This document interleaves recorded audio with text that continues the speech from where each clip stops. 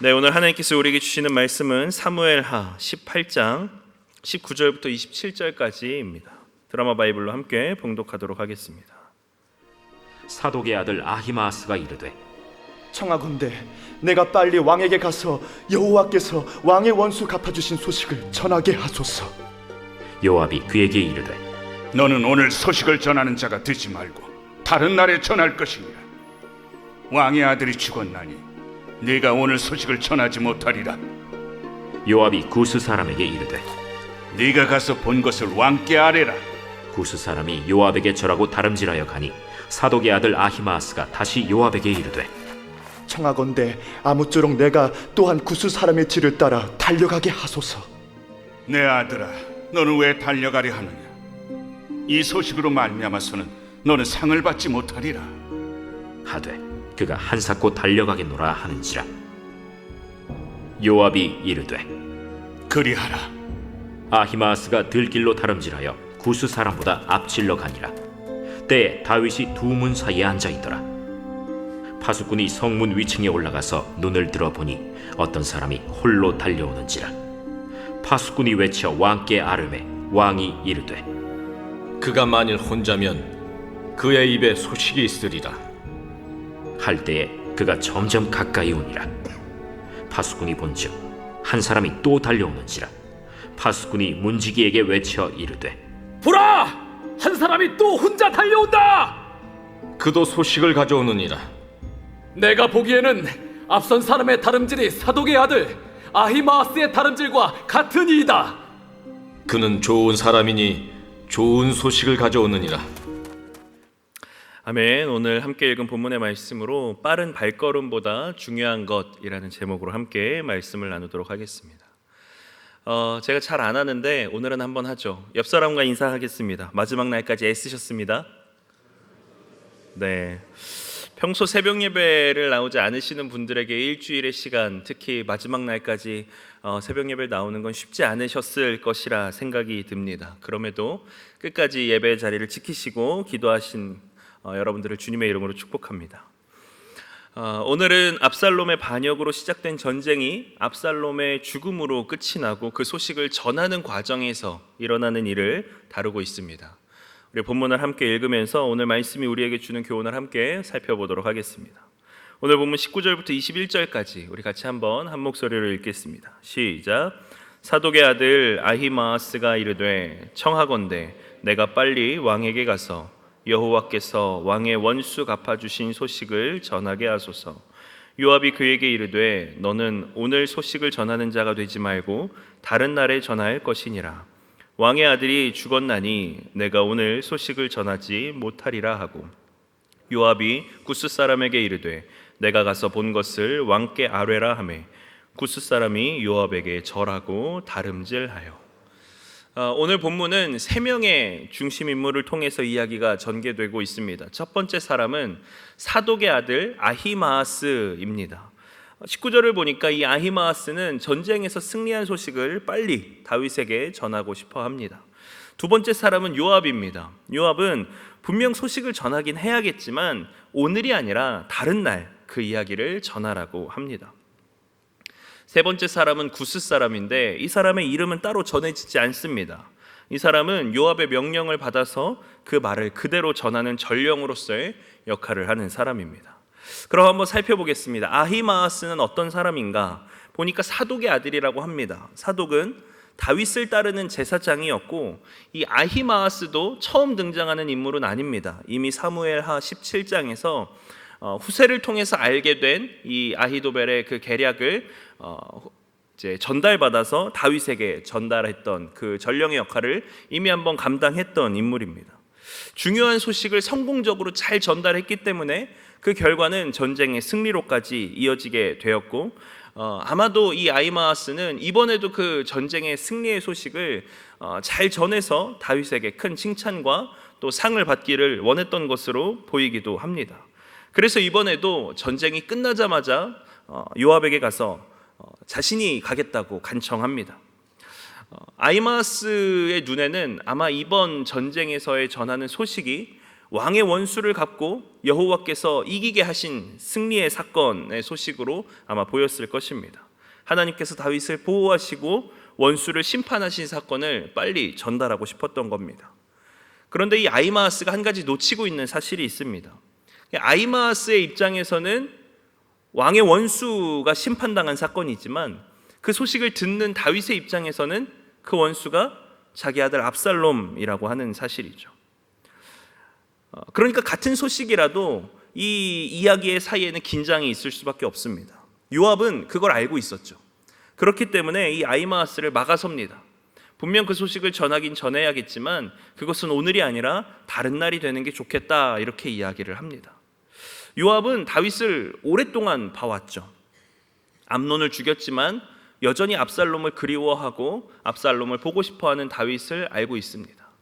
그리고 자신의 자리를 찬탈하며 반역을 일으킨 압살롬이지만 그럼에도 불구하고 여전히 압살롬을 아끼는 다윗의 모습을 요압은 알고 있습니다.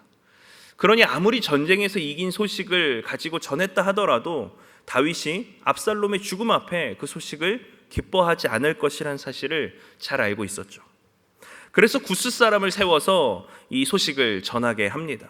요압이 이렇게 전쟁의 승리를 구스 사람을 통해서 세워 보내게 한 것은 고대 사회에서는 좋은 소식을 전하는 전령은 상을 받지만 좋지 못한 소식을 전하는 전령은 큰 화를 입기도 하기 때문입니다.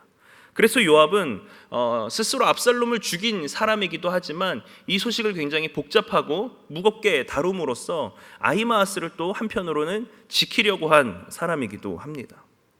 마지막으로 구스 사람은 이름도 등장하지 않는 사람입니다. 그의 역할은 단 하나입니다. 보고 들은 사실을 왕께 아뢰라. 자신의 어떠한 의견과 생각은 중요하지 않습니다. 그저 그가 보고 들은 것을 그대로 왕에게 아뢰는 것입니다. 실제로 아히마아스는 나중에 나올 본문이지만 아히마아스는 다윗에게 먼저 도착합니다. 구스 사람보다 먼저 도착하는데 압살롬의 소식을 묻는 이 다윗 앞에서 아히마아스는 저는 그것까진 잘 알지 못합니다 라고 거짓말을 합니다. 왜냐하면 분위기가 심상치 않았기 때문이죠.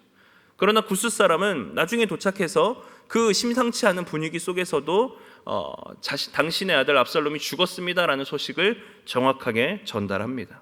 그러니 구스 사람은 자신의 생각과 의견, 어떠한 생각을 반영하는 사람이 아니라 보고 들은 것을 그대로 전달하는 전령으로서의 역할을 감당하는 사람이었던 겁니다.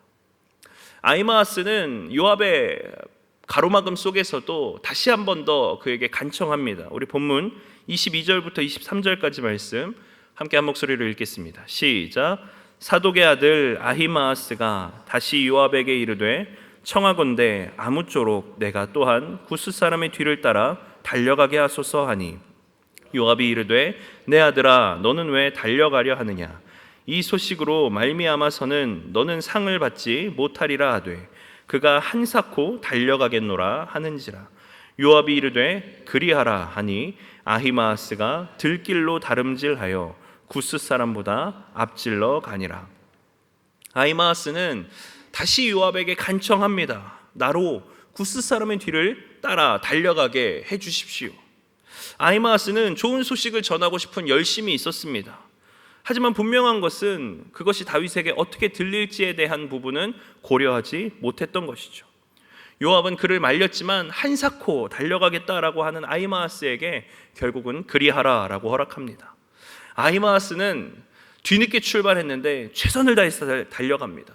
공을 세우고자 하는 열정이 있었고 또 오늘 본문을 보니 그 공을 세우고 열정을 가지고 그 열정을 이룰 수 있을 만한 능력도 있었던 것으로 보입니다. 주석을 살펴보니까 구스 사람이 먼저 출발했죠.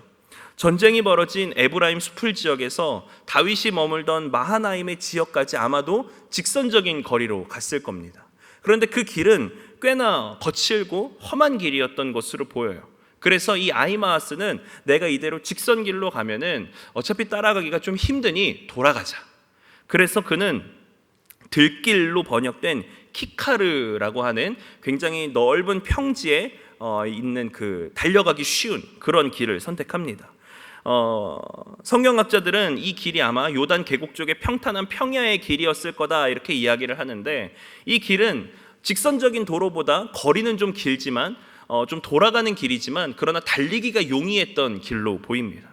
그래서 평탄한 길이었기 때문에 달리기가 빨랐던 아히마아스는 구스 사람을 따라잡을 만큼 열심히 달리기를 하여 결국은 그를 따라잡게 됩니다. 오늘 본문을 살펴보면서 여름 사역을 준비하는 우리들의 모습을 좀 생각해 봤습니다. 각자가 여름 사역을 위해서 최선을 다해서 준비합니다. 참여하시는 분들은 어떻게든 참여하기 위하여 애를 쓸 것이고, 준비하시는 분들은 어떻게든 잘 준비하기 위하여 또 애를 쓸 것입니다. 그런데 이 여름 사역을 준비하는 과정에서 일어나는 불화들도 꼭 있는 것 같아요. 저도 여름 성경학교나 여름 수련회를 많이 준비해 봤지만 갈등이 없었던 적은 한 번도 없었던 것 같습니다. 왜냐하면 준비하는 사람의 성향과 생각이 각자 다르기 때문입니다. 예전에 제가 여름 성경학교를 한번 준비했을 때였어요. 벌써 10년도 넘었습니다. 25살쯤에 제가 사역을 시작한 지 얼마 안 됐던 그때에 여름 성경학교를 준비하고 있는데, 그때 이제 아이들과 한창 중요한 프로그램을 진행하던 중이었습니다. 아이들이 프로그램 활동을 통해서 예수님을 찾아가는 탐험하고 또 추리하는 그런 활동이었는데, 이제 그 활동이 거의 막바지에 다다랐을 때였어요. 갑자기 권사님께서 저에게 오시더니 애들 간식을 먹여야 된다는 거예요. 그래서 그 프로그램이 끝나면 간식 시간이었거든요. 그래서 간식을 준비하셨는데 예정보다 좀 빨리 된 거예요. 문제는 이 간식이 떡볶이와 튀김이었습니다. 간식 예정 시간까지는 30분이 남았는데 30분 뒤에 먹으면 이게 맛없어진다는 거예요. 그러니까 지금 먹어야 된다는 겁니다. 저는 안 된다 그랬죠. 지금 굉장히 중요한 시간이라고, 지금 먹을 수 없다고. 근데 갑자기 권사님께서 그 은색 쟁반 아시죠? 거기에다가 떡볶이와 튀김을 잔뜩 담아가지고 본당에 풀어버리셨어요. 세팅이 순식간에 되었습니다. 아이들은 환호성을 지르죠. 너무 좋은 거예요. 떡볶이랑 튀김이 오니까 빨리 이걸 먹고 싶다는 거죠. 더 이상 프로그램을 진행할 수가 없었어요. 그래서 맛있게 먹었습니다. 30분 뒤에 먹었다면 그렇게 맛있게 먹지 못했을 거예요. 근데 그때 먹으니까 진짜 맛있더라고요. 그런데 그렇게 맛있게 먹었던 저도 한편으로는 이해가지 않는 생각들이 자꾸 꼬리를 무는 거예요. 권사님은 왜 시간을 지키지 않으셨을까? 떡볶이랑 튀김을 지금 먹는 게 그렇게 중요한가? 그럼 그냥 간식을 먹지 왜 여름 성경학교를 하나? 이런 생각들이 막 제 머릿속에 꼬리를 물고 옵니다. 사람마다 생각이 다 다르죠. 저는 여름 성경학교를 진행하는 목적과 이유는 예수 그리스도를 알아가는 것에 있다라고 생각을 하고 있고, 우리 권사님은 간식을 맛있게 아이들이 먹어서 아이들이 행복해하는 모습을 보는 것이 또 기쁨이셨던 겁니다. 모두 아이들을 생각하고 사랑하는 마음에서 진행되는 일이었지만 그 생각과 마음과 방법이 다르다 보니 갈등으로 이어질 수 있는 상황들이 되는 겁니다. 아마 지금 교회학교 교사 선생님들도 치열하게 치고받고 싸우고 계실 것으로 생각이 됩니다. 혹은 한편으로는 마음이 상해서 그 마음을 달래느라 애쓰고 계시는 분들도 계실 것 같기도 해요. 중요한 것은 우리가 아히마아스와 같은 실수를 하면 안 된다는 겁니다. 그는 좋은 소식을 빠르게 잘 전달하고자 하는 열정이 있었습니다. 그리고 달리기를 잘해서 그 소식을 잘 전할 수 있는 능력도 가지고 있었어요. 그러나 그는 다윗의 마음은 살피지 못했습니다. 우리가 하나 된 공동체로서, 우리가 하나님의 사역을 감당하는 사람으로서 우리가 기억해야 할 것은 어떠한 목표를 잘 이루는 것도 중요하지만 그 목표를 이루기 위해 사용하는 방법도 하나님의 뜻 안에서 잘 사용되어져야 한다는 겁니다. 목표는 이루었지만, 성경학교는 잘 끝났지만, 여름 수련회는 잘 마쳐졌지만, 아이들은 행복해했지만, 만약 교사 안에서 갈등과 불만과 어려움과 아픔들이 지속되어 이제는 못하겠다 하는 그러한 상처받은 마음들만 남아있다면, 그렇다면 그것은 하나님이 진정으로 기뻐하는 방법으로서 준비를 한 것은 아닐 것입니다. 그러니 우리는 목표를 이루기 위해 애씀으로 열심으로 준비하는 것도 중요하지만, 그것을 이루기 위해 어떤 방법을 사용하여 그 목표를 이룰 것인가를 고민하고 기도하는 것도 중요합니다. 그렇기 때문에 때로는 격렬하게 토론할 수 있습니다. 더 좋은 교육 방법을 찾기 위해서 고군분투하실 수 있습니다. 그러나 나의 의지를 관철하기 위하여 다른 사람을 상처 입히거나 나의 생각이 무언가 잘 통용되기 위하여 다른 사람의 마음을 전혀 헤아리지 않는 모습들이 만약 내 안에 있다면 그러면 우리는 생각해 봐야 합니다. 이것이 정말 하나님이 기뻐하시는 방법인가?